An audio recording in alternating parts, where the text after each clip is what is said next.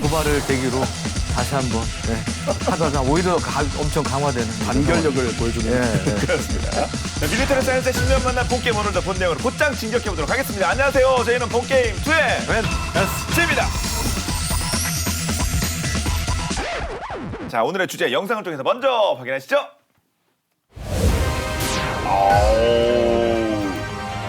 오늘 본게임 주제가 이거구나. 아마 저희 시청자분들 감딱 오실 것 같습니다.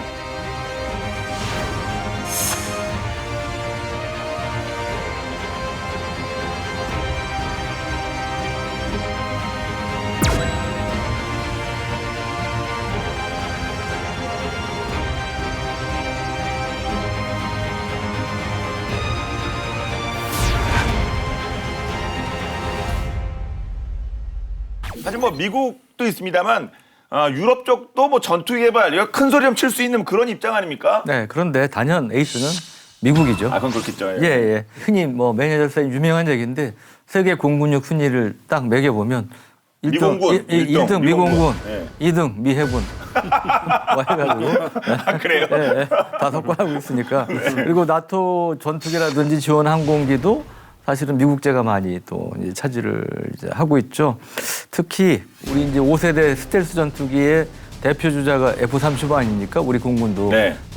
A형을 40대를 보유하고 있습니다만 이 유럽에서 거의 러시아를 거의 포위하고 있는 듯한 이런 양상을 지금 보이고 있는데, 왜냐하면 그 작년 6월에 스위스가 그 차기 전투기로 F-35A를 또 선정을 했어요. 네. 그리고 이 북유럽에서도 핀란드가 또 F-35를 차기 전투기로 선정을 했고, 그러다 보니까 유럽에서는 서쪽에 영국, 그리고 남쪽에 이태리, 그리고 중부 폴란드, 북쪽 노르웨이, 핀란드, 스웨덴 이런 나라들이 F-35 운영국 대열에 이제 각각 동참을 이제 하게 됐다는 거죠. 그러니까 외형상 러시아를 포위하는 듯한 이런 형국이라는 얘기가 나오고 있고, 참고로 이제 8년 뒤인 2030년에는 유럽에서 총 450대의 F-35가 활동을 하게 됩니다. 또 보면 이 유럽 국가 중에 이제 영국하고 프랑스, 또 프랑스 같은 경우는 특히 자기 이제 뭐 한때 나토에도 가입을 안 하고 독자적인 목소리를 많이 냈던 자존심 센 나라잖아요. 근데 이제 영국, 프랑스가 다 핵을 갖고 있다 보니까 또 이제 그 목소리가 컸던 이제 그런 큰 나라, 그런 나라인데, 유럽에서 러시아의 어떤 항공 우주 전력에 대해서 독자적으로 대응할 수 있는 전력을 갖춘 나라가 뭐 영국, 프랑스가 또 대표적 아니겠습니까? 그래서 여기서 이제 운용하고 있는 이 유럽산 무기들 비중은 또 우리가 무시할 수가 없죠. 그렇습니다. 지금 지도가 나오고 있는데요. 앞서서 러시아를 포위하다시피 한 무슨 그 나토 말씀하셨는데 진짜 그런데요, 이게? 그렇죠. 사실 옛날 같으면 동유럽 국가들은 전부 이제 바르샤바 조약기구에 소속돼서 이 뭐 폴란드니 루마니아, 불가리아가 나토 소속국이라는 건 좀 생각하기 힘든. 예전에 그런 조약이 또 있었죠. 그렇죠. 바르샤바. 그쪽이 이제 소련 쪽이었고 나토가 소위 뭐 서방 세계 자유진영 이런 쪽이었는데, 지금은 이제 동유럽이 싹 이제 글로 들어가는 상태, 싹 다는 아니지만 굉장히 다른 양상이 돼 있고요. 사실 회원국 중 한 국가라도 공격을 받으면 이거를 이제 나토 전체 회원국에 대한 공격으로 간주한다는 게 나토 협약 제5조이기 때문에 한 몸처럼 움직이게 됩니다. 예를 들어보면 2021년 3월 29일 날 불과 6시간도 안 되는 동안에 러시아의 서로 다른 6개 비행단이 나토 영공을 이곳저곳 비행한 상황이 있었습니다. 여기가 북해가 여기거든요. 영국 이 동쪽에. 그 다음에 흑해는 전혀 떨어진 여기 밑에잖아요.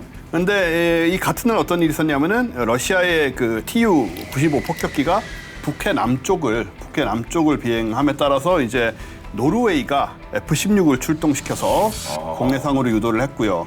그다음에 영국하고 벨기에 전투기도 출동을 했었고, 그다음에 흑해 상국에는 러시아 군용기가 나타나서 터키가 탐지를 하고, 바로 아래에서. 그다음에 루마니아와 불가리아 전투기가 출격을 했습니다. 그래서 군용기가 이제 해당 지역을 벗어날 때까지 경계 작전을 펼쳤는데, 이건 옛날 같으면 소련기가 저 흑해 나왔는데 루마니아나 불가리아에서 가서 뭐라 한다는 거는 상상도 못하는 일인데. 그렇죠. 같은 편 아닙니다. 그렇죠. 예전 같은 경우는. 세상이 많이 바뀌었고요. 러시아의 인류신 38 해상 초계기하고 호위 전투기가 이제 발트해 상공에 나타났었는데, 요거는 이탈리아가 쫓아냈는데 이탈리아군이 저 발트해 지역의 발트 3국을 그 보호하는 나토의 역할을 맡고 있어요. 네, 그래서 이제 이탈리아 그 상황을 감지해가지고 쫓아내게 했습니다. 예. 아니, 솔직히 이 지도가 스웨덴, 핀란드가 이렇게 파랗게 바뀌어야 되는 거 아닙니까 이제? 뭐 오케이가 되면? 아, 그렇죠 이제. 예, 그리고 우크라이나는 사실상 지금 새파랗죠? 하여튼 뭐 그렇게 기민하게 대러시아 이런 상황이 발생하고 있는데요. 근데 방금 말씀드린 것 지금 나라가 몇 개가 된 거 한 10개 국가가 언급된 것 같은데 진짜 일사천리로 일을 하네요. 네, 그만큼 나토가 더 효율적으로 움직인다고 보여지고 이런 식의 이제 사전에 운항 계획을 교지하지도 않고 교신도 하지 않는 러시아 군용기는 사실 민간 항공기에 굉장히 위험이 될 수 있거든요. 아, 그렇겠네요. 모르니까 어디 있는지도. 예. 나토는 2020년에 동맹국 영공 경계를 위해서 400회가량 출격을 했고요. 경계 대상 비행기 가운데 90%가 러시아 전투기였다고 하니까 네. 대비가 좀 잘 되는 편이죠. 그렇죠. 어쩌다가 러시아가 공공의 적이 됐는데 사실 러시아가 워낙 뭐 사이즈가 크니까 이렇게 연합체를 이루어서 뭐 상대할 수밖에 없는 거 아니겠습니까? 예, 그렇습니다. 근데 이제 미국 다음으로 이제 러시아가 뭐 세계 2위 공군력이다 이런 얘기도 나오고 그러니까 이걸 상대하기 위해서 이런 연대의 어떻게 보면 끝판왕이 바로 우리가 전 시간에 다뤘던 E3 에이왁스 센트리 공중조기경보 통제기인데요. 네. 왜 그런 얘기가 나오냐면 독일의 가일렌 키르엔 기지라는 게 있는데 여기에 그 나토의 조기용보 부대가 있습니다. 주둔하고 있는데 몇 대가 있냐? 무려 16대가 여기 주둔하고 있어요. 전투기도 아니고 조기용보기가 16대 있는 건 대단한 거예요. 이를 운영하기 위한 병력 3천여 명도 주둔을 하고 있는데요. 재밌는 게 독일에 주둔하고 있는데 이 국적이 어딘 줄 아세요? 미국? 상식적으로 보면 뭐 독일이 아니면 미국 이렇게 생각하시는데 룩셈부르크로 돼 있다는 거예요. 룩셈부르크요? 예, 예. 그러니까 웬 뜬금없이 룩셈부르크는 보통 이제 그 글로벌 IT 기업들이 뭐 여러 가지 이유로 거기에 법인 만들어 그런 데 아닙니까? 그러니까 약간 이제 갑툭튀 느낌이잖아요, 사실. 근데 사령관이 공군 준장인데 미국 공군하고 독일 공군이 이제 번갈아 가면서 사령관을 맡고 있고요. 그런데 이제 이 영국하고 프랑스는 이 조경보기 공유에 불참을 하고 있는 상황이라고 합니다. 공군기 국적이 있다는 것도 신기하긴 합니다만 아무튼 뭐 룩셈부르크가 된 건 왜 그런 겁니까? 독일이든지 뭐 미국 거면 미국이든지 그래야지 왜 룩셈부르크예요? 그 배경은 우선 독일은 2차 대전에 원제가 있지 않습니까? 그러다 보니까 주축국으로 독자적으로 조기용부 통제기를 갖는 것을 유럽 국가들이 이제 반대를 했다고 그래요. 그래서 이제 공유라는 형태로 해서 실제로는 미 공군이 이제 통제를 하고 있는 이제 그런 건데 정식적으로는 이제 나토 회원국의 국방장관이 모두 동의를 해야 E3 해외 파병이 이제 가능하다고 하고요. 그러다 보니까 이게 이제 서로 이해관계가 많이 얽혀 있지 않은 그다음 반대가 적을 이제 그런 국가로 해서 일단 룩셈부르크로 선정을 했다고 합니다. 나는 뭐 중립의 의미가 있긴 하니까요. 그 룩셈부르크가 실제로 국민이 한 60만 명밖에 안 되거든요. 그래요? 그럼 여기 16대의 E3A가 있으면 국민 몇 명당 조기경보기가 한 대씩 있는 것인지 서류상으로는 거기 경보는 확실하겠는데요. 거기 뭐 도둑 없는 나라 되겠는데 이거 진짜. 그러니까 룩셈부르크 재밌는 게 굉장히 그렇게 작은 나라인데 또 우주 관련해서 보면 굉장히 또 각광을 받더라고요. 룩셈부르크 우주도 뭐 또 있어요. 그래서 그 투자도 많이 하고요. 그래서 아주 흥미로운 나라입니다. 흥미로운 나라입니다. 근데 또 최근에 나토의 연합공군이 뭐 이렇게 발트의 동유럽 일대에 가서 뭐 대규모 또 무슨 뭐 연합 훈련을 했다면서요? 네. 러시아 침공으로 발발한 우크라이나 전쟁이 나토 회원국들로 이제 확전할 위험에 대비하기 위해서 지난 6월 6일부터 5일간 10일까지 폴란드, 리투아니아, 라트비아, 에스토니아에서 나토 연합 공군의 공중 미사일 방어 체계를 검증하는 군사 훈련인 람슈타인 레거시 22를 진행을 했는데요. 병력 약 3,000명, 전투기 50대, 17개의 대공 및 방어 시스템이 동원되는 역대 최고 규모였다고 해요. 얘가 이제 바로 21세기 유럽 항공 방위 산업의 상징인 유로파이터 타이푼이죠. 이거 게임에도 많이 나오는 유로파이터. 1970년대에 이제 유럽 각국이 저마다 자신들의 차기 전투기에 대한 구상을 하기 시작을 했는데 각자 따로 만들려고 하니 돈도 시간도 많이 들고 하니까 그래서 영국, 독일, 이탈리아, 스페인까지 이제 4개의 나라가 공동 개발해서 만든 유럽을 대표하는 4.5세대 전투기인데요. 재원을 살펴보자면 전장은 15.69m, 무게는 11톤, 그러니까 막 큰 건 아니죠. 승무원은 1명이 탑승을 하고 복자형의 경우는 2명이 탑승을 하게 되고요. 보시는 것처럼 이제 삼각형의 날개 구조를 가진 델타익 구조를 채택을 하고 있고 이 델타익의 특성상 초고속의 빠른 비행에는 아주 특화되어 있는데 안정성이 좀 떨어지게 되죠. 뒤에 수평 꼬리 날개도 없고 하니까.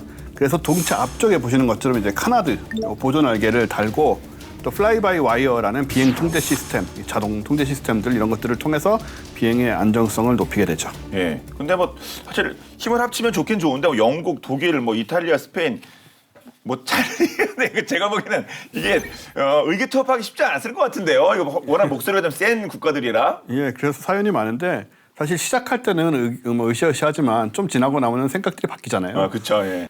조별 과제를 해도 처음에는 역할이 분담되지만 나중에 혼자 하지 않습니까? 네. 결국 참여국들 간에 끝없는 마찰이 생겼고요. 1년 만에 프랑스는 안 한다고 빠져나가 버렸고 빨리도 예, 네. 되겠네요. 그래서 시작은 5개국이었는데 아까 말씀드린 건 이제 4개국으로 줄어든 거고요. 이렇게 초기부터 굉장히 삐걱거렸는데 개발 도중에 이제 냉전 종식도 되고 소련의 붕괴도 되고 해서 이거 뭐 하러 하느냐. 사업 자체의 타당성도 이제 줄어들었고 기체 콘셉트에 대한 논란도 계속 불거졌고요. 그래서 우여곡절 끝에 초도 비행은 1994년에 이루어졌고 2003년부터 본격적인 양산과 배치가 시작이 됐습니다. 그리고 최종적인 생산 계약 체결 수량은 영국이 232기, 독일이 180기, 이탈리아가 121기, 스페인이 87기 이렇게 4개 나라가 생산 작업의 할당에 따라서 수량에 비해서 나눠 가지게 된 거고요. 생산 작업의 할당 부분은 영국의 이제 브리티시 에어로스페이스가 37%, 그다음 독일의 다사가 29%, 이탈리아의 에어 이탈리아가 19.5%, 그리고 스페인의 카사가 14% 이렇게 나눠서 만들었습니다. 실제 이 기체의 성능은 어떻습니까? 그 타이푼의 가장 큰 자랑거리는 사실 공중전 능력입니다. 2005년에 사실 이 타이푼의 그 성능에 많은 사람들이 놀란 그런 실제 그 사례가 있었는데 네. 뭐냐면 이제 영국 공군의 타이푼 T1 복자 훈련기 한 대하고 그 영국 레이크니스에 이제 미 공군이 주둔하고 있는데 거기에 있는 F-15E 전투기 2대가 그 가상 공중전 이 훈련을 했는데요. 여기서 타이푼이 F-15E 2대를 격추를 했다고 합니다. 예. 네. 2010년에는 이제 스페인의 캐널리섬 상공에서 스페인 공군하고 또 미 공군 간의 이 공중전 훈련이 있었는데 그때 스페인 공군 소속 타이푼 2대가 미 공군의 F-15C 8대하고 맞서서 비공식이지만 0대7의 압승을 거뒀다. F-15C는 더구나 제공 전투기란 말이에요. 그래서 그거를 상대로 0대7이 압승을 거뒀다는 거는 우리 영어로 얘기하면 상당히 언빌리버블 믿기 힘든 그런 얘기긴 한데요. 미국 입장에서 자존심 상하는 거 아닙니까? 엄청 자존심상한 얘기죠. 예. 0대7? 그래서 상당히 이제 타이푼의 공중전 성능이 아무튼 뛰어나다 이런 이제 평가를 받는 이제 그런 계기가 됐습니다. 이게 구소련에서 자랑하는 에이스가 이제 SOE 37 있죠. 이거를 대응을 하기 위해서 지금 뭐 러시아도 이제 최신형 전투기를 쓰고 있는 그런 이제 존재가 바로 SOE 37인데 이 근접 교전 그다음에 그 가시거리 밖에서의 교전 능력을 특화한 영어로 이제 BVR이라고 그러는데요. Beyond the Visual Range. 그러니까 사람 이게 눈에 보이는 이 가시선 밖의 넘어서는 그런 교전 능력을 특화된 그런 능력을 갖고 있고 또 생존성 향상을 위해서 제한된 능력이지만 기존 전투기보다는 스텔스 성능을 좀 갖고 있는 그런 특징도 있습니다. 물론 이게 카나다도 있고 그렇기 때문에 스텔스기가 될 수는 없어요. 그런데 형상도 뭐 완전한 스텔스기는 아니지만 레이더 반사 면적을 줄이기 위해서 노력을 했는데 그게 뭐냐면 이 기체 표면에 특수 복합재를 사용을 했다고 합니다. 그 레이더 반사파를 줄이는 전투기 표면의 15% 이하로만 된 이제 금속 재질로 이제 표면이 이제 제작이 돼 있고요. 레이더에 탐지되는 RCS가 고작 0.5제곱미터. 그러니까 4.5세대 전투기로서는 상당히 좀 작은 편에 속하는 걸 볼 수가 있고요. 그러니까 뭐 거의 뭐 농구공에 비유하자면 한 5개 정도 크기라는 그런 이제 표현도 얘기를 하는데요. 엄청 좁혀놨네요. 줄여놨네요. 그렇죠. 네. 상당히 이 RCS가 작다는 이제 그런 얘기가 되겠습니다. 그리고 또 후기 개량형에는 A사 레이더가 탑재가 되는데 그게 이제 그 캡터 2라는 레이더가 탑재되는데 이거는 F-35나 F-15C의 레이더 성능하고 비슷한 수준이다. 그래서 210km 떨어져 있는 전투기를 탑재할 수 있는 이제 그런 능력을 갖고 있고 동체 앞부분에는 IRST 적외선 탐색 추적 장비도 역시 장착이 돼 있습니다. 그리고 이런 이제 센서들은 조종사의 헬멧하고 다 연동이 돼서 헬멧에 다 그런 정보들이 시연이 될 수 있는 이제 그런 장치도 갖고 있고요. 또 이게 이제 이런 센서들이 최대 200개 정도의 각종 타겟들을 추적 탐지해가지고 고해상도 이미지로 조종사에게 제공해주는 그런 특징도 갖고 있습니다. 네. 앞서 가상훈련에서 이 타이푼이 F-15에게 뭐 거의 완승을 거뒀는데 사실 뭐 F-15랑 싸울 일은 없을 거 아닙니까? 근데 원래 목적인 수호의 35랑 다 붙으면 어떻게 될까요? 가상 그 대결 시 자료가 좀 있습니까? 이 카탈로그 상에 드러난 이제 공식적인 데이터만 보면 막상막하 비슷한 이제 그런 측면이 있습니다. 타이푼이 F-15보다는 이제 공중전 성능이 좀 우수한 사례들이 아까 말씀드렸는데 그런 측면이 있다 보니까 소위 35하고 비교하면 근접전에서는 약간 우위 또는 뭐 비슷한 그런 수준으로 평가가 되는데 문제는 딱 거기까지만이다는 얘기도 나오는데 이게 기본적으로 공중전, 공대공 전투에 초점을 맞추다 보니까 현대전에서 특히 우리 같은 돈이 많지 않은 나라들 입장에서는 멀티롤 다용도 전투기를 많이 원하잖아요. 공대 지도에 공대지 지상 공격이라든지 이런 그러니까 우리가 이제 멀티롤 또는 스윙롤이라고 표현하는데 이런 측면에서 보면 한계가 있다. 타이푼도 사실 이런 걸 약점을 알기 때문에 보완하기 위해서 많은 노력을 했어요. 공대지 능력이나 뭐 정밀, 뭐 장거리 공대지 미사일, 그다음에 정밀 유도 폭탄 뭐 이런 것들을 개발해서 장착을 했죠. 그러다 보니까 이제 우리 공군도 도입한 사거리 500km의 타우러스 장거리 공대지 순항 미사일이라든지 그다음에 헬파이어 대전차 미사일 비슷한 브림스톤이라고 있어요. 그런 이제 대전차 미사일 또 이러한 것들 외에 이제 이동식 표적을 타격할 수 있는 다른 정밀 유도 무기 이런 것들을 장착할 수 있도록 이제 많은 노력을 해왔고요. 다만 이제 수호의 35에 비해서 무장 장착이 매우 까다롭다는 점이 이제 단점인데 제가 몇 년 전에 이제 영국의 팜보르 에어쇼라고 있어요. 파리 에어쇼하고 이제 1년씩 교대로 하는데 세계에서 제일 큰 에어쇼 중에 하나인데 거기서 이제 타이푼 전투기 전시된 걸 봤는데 그 무장들 각종 미사일 폭탄 달 수 있는 거는 다 전시를 해놨는데 정말 몇 시까지가 되더라고요. 그래가지고 아 이게 정말 무장이 정말 다양하구나. 그러니까 그만큼 이제 말씀드린 약점을 보완하기 위해서 노력했다는 이제 그런 것들이 되는데 문제는 그 대함이나 대지 무장을 못다는 무장 장착대가 일부 있다는 게 이제 그 약점으로 이제 작용해왔다는 거죠. 왜 이런 문제가 생겼냐? 기본적으로 델타이기잖아요. 그리고 이제 카나도 달려 있고 기체가 작아요. 그러다 보니까 굉장히 컴팩트한 상황에 온갖 무장을 최대한 달려다 보니까 어느 정도 체급이 좀 돼야 수용할 수 있는 거 아니겠습니까? 무장들을. 그런데 이제 그런 면에서 체급상 한계가 좀 있다는 것이죠. 그렇군요. 예. 이 타이푼은 이제 공동 개발을 한 거고 여러 나라가 반대로 홀로서기한 이제 프랑스는 이제 라팔 아니겠습니까? 근데 그 라팔이 요즘 또 잘 나간다면서요? 네, 유 기자님도 탑승하셨던 그 라팔인데요. 미안합니다, 혼자. 그 이후에 갑자기 프랑스의 그 4.5세대 고기동 다목적 전투기 라팔 요즘 잘 나가고 있는데 출시 초창기인 2000년대 초반에는 이제 우리나라 FX 사업을 포함해서 좀 싱가포르 등등 연달아 고배를 맞았다는 거 우리도 아는 사실이잖아요. 근데 2010년 이후에 이제 다양한 실전 경험을 통해서 성능과 신뢰성을 일단 인정을 받았고요.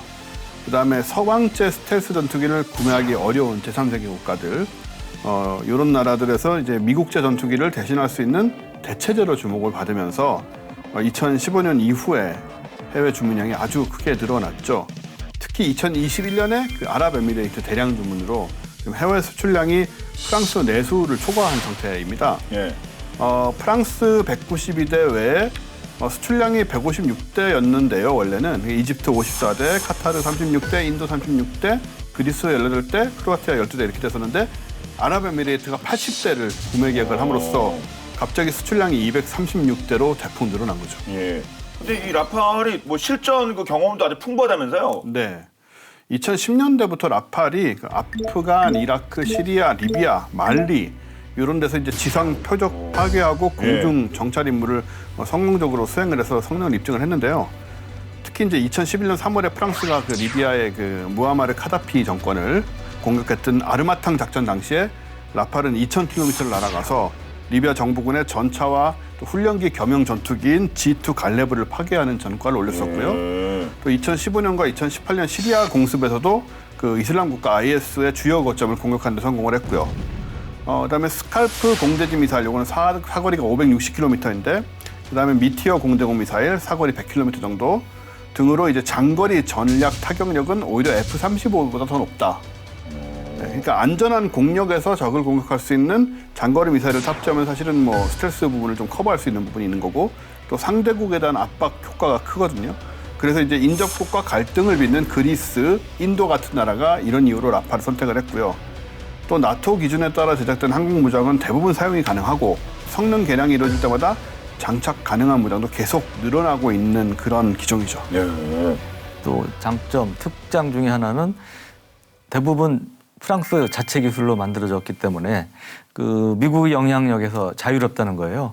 우리가 이제 유럽이나 이스라엘 같으면 이제 미국에서 벗어나서 독자적으로 많이 갖고 있을 것 같지만 의외로 핵심 부품 기술은 미국 거에 의존하는 게 많습니다. 그래서 막상 유럽이나 이스라엘이 우리한테 아 그래 이거 우리가 만든 거니까 이거 미국 뭐 간섭 안 받고 할 수 있어 하고 그래서 아 기대하고 하려다 보면 막상 미국의 옵션에 걸려가지고 못하는 경우도 있었어요 실제로. 그래서 그걸 영어로 이제 아이타 프리라고 그러는데 그게 무기 수입하고 수출은 굉장히 중요한 변수 중에 하나인데 라팔은 이제 그런 면에서 미국의 영향력으로부터 상당히 자유롭다는 게 이제 수출에 있어서 강점으로 작용하는데 어떻게 만들어졌냐면 대표적인 기업 중에 하나죠. 방산업체 중에 하나인 다소사가 이제 체계 통합을 맡았습니다. 그게 한 60% 되고요. 그리고 이런 전자장비를 담당하는 이제 탈레스사가 있는데 이게 25%를 차지하고요. 그리고 엔진은 이제 사프란인데서 맡았어요. 18%인데 이 사프란도 굉장히 큰 회사입니다. 우리나라에 별로 안 알려서 그렇지 큰 회사인데 그래서 이렇게 각각 나눠서 이제 하다 보니까 거의 뭐 100% 프랑스 기술로 만들어진 그런 전투기라는 거죠. 그래서 미국의 영향력에서 벗어나고 싶어하는 나라들, 뭐 중동 국가라든지 뭐 이런 나라들에 있어서 수출하는데 상당히 유리하다. 뭐 틈새 시장 공략에 유리하다. 이제 그런 장점이 있는데요. 예를 들면 이집트 같은 경우도 의외로 미국 무기가 많습니다. 뭐 F-16 전투기를 무려 220여 대를 도입을 했어요. 뭐. 네, 그리고 오우 지금 깜짝 220여 대요? 예. 그리고 이집트군 그 홍보 영상을 보면 정말 미국 무기 많고요. 쓰인 게 많아요. 예를 들어 M1 전차를 이집트가 얼마 갖고 있는지 아세요? 무려 1,000대 이상을 갖고 있는데 상당수를 이집트에서 현지 생산했습니다.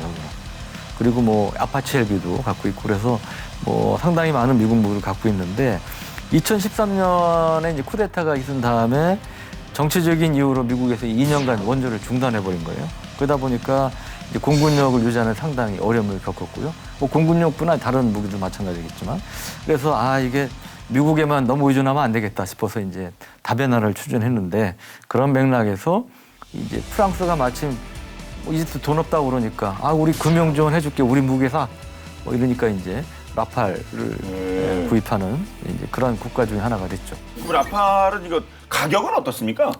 가격이 대당 뭐 2천억 원 정도 되고 뭐 비싼 거 아닌가? 비싸게는 3천억 원 가까이 한다고 알려져 있는데 이게 그러니까 2천억이면 상당히 비싼 거죠. 네. 사실 우리가 F-35도 대당 1,000억 원 정도에 이제 샀다고 알려져 있는데 F-15K가 1,000억 원에 샀고요. 네. 참고로 F-15K하고 라팔하고 치열한 경합을 하다가 F-15K가 됐죠. 근데 지난 얘기인데 그 뒤에 환율도 계속 오르고 그래가지고요. 라팔 선택했으면 큰일 날 뻔했다 이런 얘기가 있었죠. 그래서 한동안 사실 라팔이 안 팔렸습니다. 고전하다가 요새 이제 다시 살아난 그런 상황인데 라팔이 이 스탠다드 F3형을 기준으로 보면 한 대에 1,000억에서 1,500원 정도. 그러니까 조금 가격이 부풀려서 알려졌다는 그런 얘기가 나오는 거죠. 4.5세대 전투기로서는 뭐 결코 싼 건 아니지만 그렇다고 아주 비싸다고 이야기하기에는 어렵다 이런 평가도 나오고 있습니다. 예.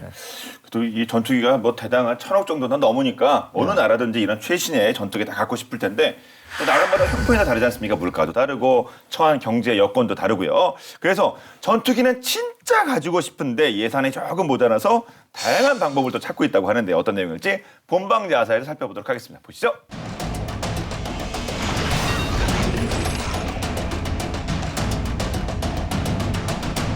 갖고 싶은 물건이 있어 장바구니에 담아놨다가 지갑 사정 때문에 조용히 삭제 버튼 누른 기억 다들 있으시죠? 이와 비슷하게 군사력 강화를 위해 최신 무기를 도입하고 싶지만 현금이 모자라 애를 먹는 국가들이 여럿 있는데요. 문제는 장바구니에 물건 삭제하듯 쉽게 포기할 수 없는 일이었기에 한 가지 기발한 아이디어를 냅니다. 대체 그 아이디어가 뭐냐고요? 지금 공개합니다.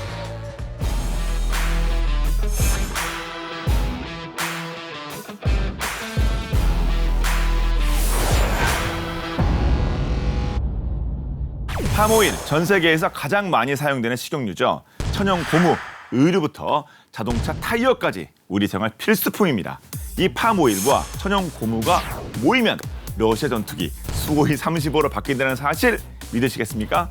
바로 인도네시아의 물물 교환 거래 이야기인데요. 공군력 증강을 하고 싶었던 인도네시아. 하지만 자금이 좀 많이 부족했죠. 하지만 파미와 천연 고무 생산량만큼은 세계 1, 2위로 어마어마한 나라인데요. 여기서 착안해 인도네시아는 러시아에 한 가지 제안을 합니다. 파미와 천연 고무를 줄 테니 전투기를 다오. 결국 오랜 시간 교섭 끝에 2017년도에 11대의 수호이 30어 플랭커 2 전투기를 들여오는데 성공합니다. 이 물물거래 협상에 고수인 나라가 또 있습니다. 바로 필리핀입니다.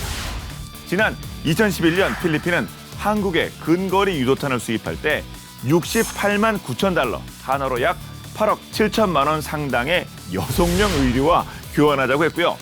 같은 해 세르비아로부터 박격포탄을 구매할 때도 어린이용 의류 120만 달러, 한화 약 15억 원 상당과 교환을 했습니다. 2004년엔 싱가포르에서 UH-1 헬리콥터를 사면서 코코넛 제품과 천연 고무, 담배 등 1,100만 달러, 한화 약 139억 원 상당의 농산물을 팔았다고 하네요. 이 정도면 물물 교환 거래의 완전 베테랑이죠. 물물 교환 무기 거래는 군사력 증강을 원하는 개발도상국에게 참 좋은 방법이네요. 그런가 하면 세계적인 산유국임에도 불구하고 물물 교환으로 무기를 거래한 국가도 있습니다. 기름의 나라 이란인데요. 2015년 이란은 중국에 10억 달러 상당의 유전 채굴권을 주고 대신 J-10 24대를 구매한 바 있습니다. 경제 강국인 이란이 물물 교환 거래를 한 이유는 대체 뭘까요? 그 이유는 이란은 오랜 시간 국제사회의 제재로 무기 거래를 할 수 없었기 때문인데요. 이 물물 교환 거래가 성사되면서 이란은 서방 제재 해제 후 처음으로 외국 전투기를 구매하게 됐고요. 당시 에너지 자원이 절실했던 중국 입장에서는 석유 채굴권을 얻게 됐으니 서로에게 윈윈이었죠. 또 이 나라도 물물 교환 거래 성사를 위해 부단히 노력을 했다는데요. 2000년 이후 중국 위협론이 대두되며 베트남, 말레이시아, 인도네시아 등 다른 국가들이 무기 구매 한창이던 때 가만히 지켜볼 수밖에 없던 나라가 있었으니 바로 태국입니다. 당시 태국은 외환 위기를 겪은 지 얼마 되지 않아 경제적으로 매우 어려운 상황이었죠. 중국의 위협은 걱정되는데 군사력 증강은 어렵고 태국 정부의 속은 까맣게 타들어갔습니다. 하지만 이대로 포기할 순 없었습니다. 당시 총리였던 탁씨는 한 가지 아이디어를 내죠. 닭과 전투기를 교환하자. 때마침 조류독감으로 수출길도 막혔는데 이거야말로 일석이조다. 그렇습니다. 2004년 여름 아시아를 덮친 조류독감으로 인해 닭 수출길이 막혔던 태국은 물물 교환 방식으로 무기 도입을 추진한 겁니다. 먼저 태국은 러시아 정부에 제안을 합니다. 헬기랑 전투기랑 바꾸실래요? 이에 러시아는 단칼에 거절합니다. 러시아는 이미 브라질에서 닭을 대량 수입 중이었고 조류독감이 유행하는 태국 닭을 원치 않았기 때문이죠. 여기서 끝낼 순 없지. 좋아, 다음은 미국이다. 이듬해인 2005년 태국은 미국 정부에 냉동닭 8만 톤과 F-16 전투기를 교환을 제시하고 떨리는 마음으로 답변을 기다립니다. 그런데 2006년 봄에 태국에 쿠데타가 일어났고 미국은 군사 정권에 무기 수출을 할 수는 없습니다라며 거절하죠. 두 번이나 거절을 당한 태국. 그 다음으로 눈을 돌린 곳은 프랑스였는데요. 태국 닭이랑 프랑스 전투기랑 바꿀래요? 우리나라는 유럽 최대 닭 생산국인데 닭 필요 없어. 계속된 3번의 실패. 그래도 태국은 포기할 수 없었습니다. 그만큼 군사력 증강이 너무나 절실했기 때문이죠. 태국은 그 다음으로 스웨덴의 물물 교환을 제시하는데요. 닭 8천만 마리와 그리핀 6대를 교환합시다. 결과는 어땠을까요? 안타깝게도 실패를 끝나고 맙니다.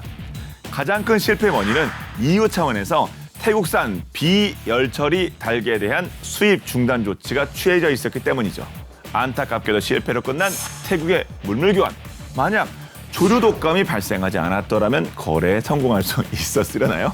비록 과거엔 실패했지만 이 정도 끈질긴 노력이라면 태국도 언젠가 거래에 성공하는 날이 오겠죠?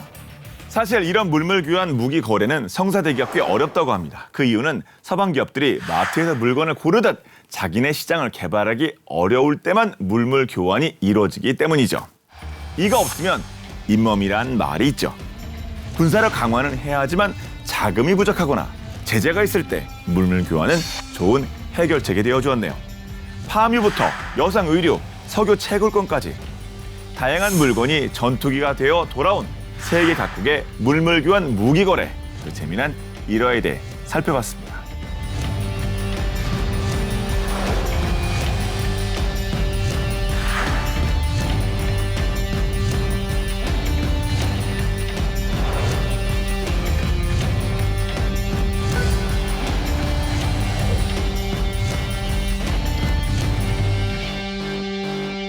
일단 뭐 태국의 그 전투기를 향한 열정과 집념만큼은 인정 안 할 수가 없네요. 근데 뭐 치킨이 나오고 왜 나오고. 근데 참 우리나라 이 보람에도 인도네시아가 뭐 30%인가요? 네. 뭐 현물로 준다 뭐 이런 얘기 나오지 않았어요? 네. 이게 그러니까 인도네시아가 사실 KF-11 관련해서 우리 속을 계속 썩여왔잖아요. 아, 그렇게 개발비의 한 20%를 부담하기로 했는데 돈을 계속 안 내는 거예요. 그래가지고 작년에 이제 우리 이제 방위사업청장이라든지 고위 관계자들이 가서 인도네시아하고 이제 담판을 진 결과 20% 우리 내겠다는 약속 지키겠다. 네. 대신에 2026년까지 하겠다. 그 중에 이제 30%는 선물로 하겠다. 이런 식으로 이제 타협을 좀 했다고 그래요. 예. 근데 그 선물이 뭐냐? 그러면 거기에 이제 팜유. 인도네시아 또 대표적인 수출품 중에 하나가 팜유 아닙니까? 또 팜유가 요새 굉장히 약간 전략물자처럼 돼가는 것 같더라고요. 아, 그거 네, 우크라이나전 이후에, 네, 우크라이나전 이후에 전쟁 이후에 그래서 뭐 팜유도 이제 거론이 되고 있는데 아직까지 어떤 게 될지는 뭐 명확하지는 않다고 합니다. 예, 사실 그 팜유 그 수출 금지하면은 우리나라 뭐 치킨 사업이라든가 영향이 많이 줘서 많이 있죠. 예, 네. 팜유면 오히려 좋을 수도 있겠습니다. 근데 뭐 확정된 건 아닌데 뭘 할지는 네, 네. 예, 알겠습니다. 자, 모쪼록 성공적인 협상이 인도네시아와 우리 대한민국 사이에 있었으면 좋겠습니다. 다시 본론으로 돌아가서 야, 그런데 뭐 F-35 많잖아요. 유럽에 거기에 뭐 라팔 뭐 타이푼 와, 근데 평소에 이거 진짜 연습 많이 해야겠는데 그 손발 맞추려면요. 예. 그 유럽에서 이제 제일 센 나라들이 아까 말씀드렸지만 이제 영국, 프랑스 여기하고 미국하고 이 3개국 공군이 같이 하는 훈련이 또 있어요. 그게 이제 애틀란틱 트라이던트. 여기에는 이제 미공군이 자랑하는 세계 최강의 F-22 랩터하고 그다음에 같은 스텔스기인 F-35 이런 5세대 전투기 편대들이 이제 참가를 하고요. E3 에이왁스 공중조기 경보 통제기하고 그다음에 KC-10 익스텐더 공중구비기 등이 각각 관제하고 공중구비 임무도 수행을 합니다. 그 영국, 프랑스는 이제 타이푼, 라팔 편대를 각각 따로 이제 파견을 하는데 이게 2015년 12월에 처음 시작이 됐어요. 그리고 매년 이제 실시하는데 작년 5월에도 이제 실시가 됐고요. 이 훈련이 의미 있는 것 중에 하나는 이런 유럽 국가들이 4.5세대 전투기하고 미국의 5세대 전투기들이 같이 훈련해서 유사시 상호 운용성을 포함한 연합작전 능력을 향상시키는 데 주안점을 두고 있다고 합니다. 그러니까 우크라이나도 무슨 뭐 터키제 무인기에 무슨 뭐 미국제 무슨 뭐 이렇게 무슨 미사일에 이런 그 상호 운영성이라는 것이 계속 강조되는 거 아닙니까? 그렇죠. 그러니까 우크라이나군은 이제 문제가 기본적으로 과거 구소련에 속해 있었기 때문에 기본 주요 무기는 사실은 구소련, 러시아 무기들이 많은 거죠. 그래서 여기에 이제 나토 무기들이 우크라이나 전쟁을 계기로 해서 급하게 막 들어가는 거 아닙니까? 네. 그러니까 사실 상호 운용수 문제가 생길 수 있죠. 포탄 구경도 다르고. 결정적이죠. 못 쓰겠네요. 그렇죠. 안 맞아서. 네, 그러니까 이제 그런 면에서 이 나토가 이제 교육 훈련 시키는 데 있어 애로사항을 느낄 수도 있는데 이러한 그래서 평상시 이제 상호 운용성 같은 게 그래서 중요하다는 겁니다. 그래야 유사시에 즉각적인 그 연합 작전도 할 수 있고 전력을 효과적으로 쓸 수 있기 때문에 그런 건데 참고로 우크라이나 경우는 이제 2014년 러시아가 이제 크림반도 합병을 한 뒤에 바짝 긴장한 거죠.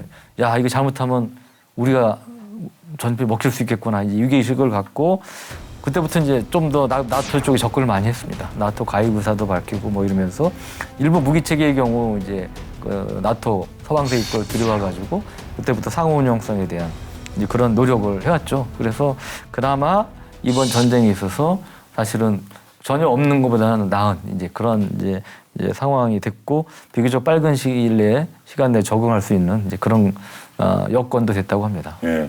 근데 전쟁이라는 게 참 묘한 게 사실 그 동안에 뭐 군사 비동맹 해가지고 뭐 스웨덴, 핀란드가 그 독자적인 노선을 걸었지 않습니까? 그런데 나토에 가입 신청을 냈는데 또 그 두 나라가 공군력 하면 또 나름 또 이거 일각은 있잖아요. 네, 사실 뭐 중립국도 힘이 있어야지 가능한 거지. 예. 뭐 말만 중립국으로 하면 쳐들어오면 그만이잖아요. 그냥 먹잇감 되는 거죠. 그렇죠. 예. 여기는 이제 러시아랑 가깝고 지역적 특성 때문에 또 하지만 이제 비동맹을 선언을 했던 것인데 사실 핀란드나 스웨덴이나 인구가 그렇게 많지 않거든요. 몇백만 명 정도 수준인데 근데도 핀란드 공군의 경우에는 유럽에서 가장 강력한 공군 중에 하나로 얘기가 되고요. 1990년대 도입한 이제 FA-18 62대를 운용을 중인데 이걸 대체하기 위해서 이제 차세대 전투기 사업인 HX 프로그램을 진행을 해왔거든요. 작년 12월에 F-35A를 선정을 하게 되고 그래서 F-35A 64대를 최대 100억 유로, 120억 달러, 13조 3,330억 원입니다. 이걸 이제 지불하고 도입을 하게 됐고 그리고 스웨덴은 스웨덴 국산인 그리펜 전투기를 보유를 하고 있습니다. 그리펜? 유명한. 이 최신형 그리펜 NG는 이제 4세대 전투기를 초월한 4.5세대로 평가를 받고 있는데 그리펜 기체는 이제 지금 최근 전투기 표준으로 볼 때는 좀 경량 소형기에 속하고요. 크기가 우리 FA50 수준, FA50 정도 수준이고 길이는 14.1m, 날개 넓이 8.4m, 높이 4.5m 정도인데 중량도 가볍고요. 그런데도 재밌는 거는 이제 타이푼과 좀 달리 이제 다목적 전투기를 지향을 한다는 점인데 이 JAS라는 이름 자체가 스웨덴어의 약트, 전투란 뜻이죠. 독일에서도 비슷하게 표현을 하는데 그렇군요. 예, 그다음에 어택, 공격, 그리고 스패닝, 정찰, 요거 머리 글자를 딴 거거든요. 그래서 JAS라고 붙였고 그렇게 이제 다목적 전투기임에도 불구하고 가격이 제조사 주장에 따르면은 6천만 달러 정도로서 한 뭐 800억 원?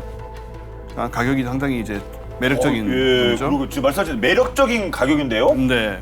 와. 외형적인 특성은 이제 보시는 것처럼 이제 초음속 비행에 유리한 그 델타 윙을 가지고 있고요. 삼각 날개를 가지고 있고 또 카나드가 굉장히 큽니다. 그 오징어 귀를 연상시킨다고들 하는데 이 스웨덴이 대단한 게 뭐냐면 사실은 이 카나드하고 델타익을 갖춘 유로 카나드라는 형식의 전투기를 만들어낸 나라가 이제 스웨덴입니다.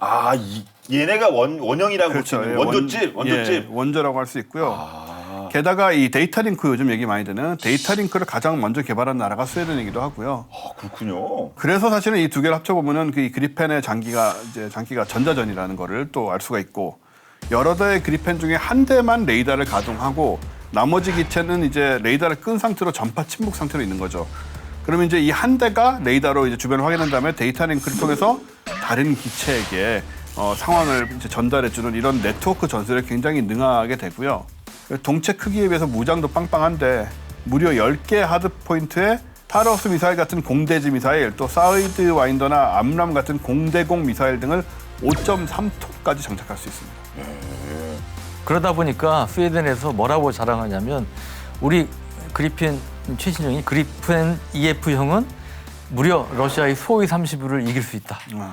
뭐 이런 자랑까지 한다는데 뭐 아마 그게 쉽지는 않을 텐데요. 여하간 하여튼 자신감이 넘치는 거죠. 예. 하여튼 여기저기 다 수월 32가 목표군요. 그냥 쟤네 잡는다. 쟤 잡는다. 그 이제 영국 왕립 국방안보연구소라고 있는데 여기에 이제 항공중전 전문가 이 저스틴 브론크라는 분이 있어요. 근데 이분이 뭐라고 그랬냐면 A-10 썬더볼트 자랑거리 중 하나가 그 강력한 괴물 같은 30mm 기관포 게틀링건 아닙니까? 그렇죠. 예. 이게 기관포를 살리기 위해서 만든 것처럼 그리펜은 전자전을 위해서 만들어졌다고 비즈니스 인사이더라는 매체와 인터뷰에서 말했다고 합니다.